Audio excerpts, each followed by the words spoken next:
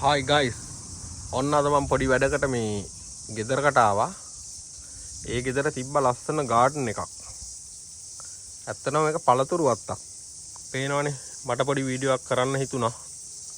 බලන්න කොහොමද කියලා. මේ මෙතන තියෙන පෙයාස් ගහක්. පේනවනේ. ගෙඩිත් තියෙනවා. ඔහොම එහා පැත්තට යද්දි තියෙනවා මෙතන බ්ලූබෙරි. ඒක කවර් කරලා තියෙන්නේ දැලකින් net එකකින් මං හිතන්නේ මේ කුරුල්ලෝ එහෙම කනවාද කියලා. ගෙඩිත් තියෙනවා ඒකේ මේ බ්ලූබෙරි ගෙඩි. හරිම ලස්සනයි.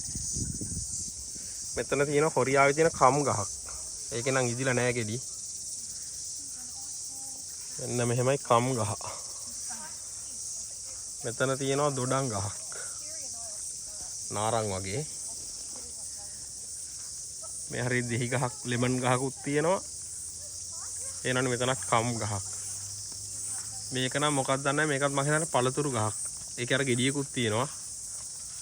මේ ගෙඩිත් තියෙනවා. peera වගේ එකක් ඒක. මේ පැත්තෙන් ගියාම ඒ ගස් ටිකක් තියෙනවා ලස්සනට. මෙතන මේ කෙසෙල් ගසකුත් තියෙනවා මේ. කෙසෙල් ගහ. නව ශ්‍රීලන්තෙත් කෙසෙල් ගස් තියෙනවා. ඔන්න ඔහොම පල්ලෙහාට ගියාම තියෙනවා මිදි. මිදි නෙවෙයි ඇපල්. පේනවනේ ඇපල් ගහේ ගෙඩිත් තියෙනවා ඇපල්. හරිම ලස්සනයි. මේ මෙතනක් තියෙන ඇපල් ඉදිලක් තියෙනවා. වැටිලා තියෙනවා. මේකත් මේ පළතුරු ගහ. පේනවනේ ලස්සන.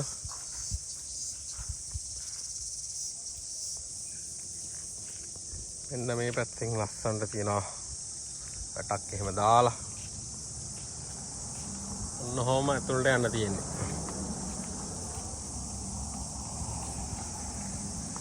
ඔන්න ඔහොම ඇතුළට ගියාම ලස්සන පූල් එකකුත් තියෙනවා. පේනවනේ ලස්සන මල් එහෙම හිටවලා.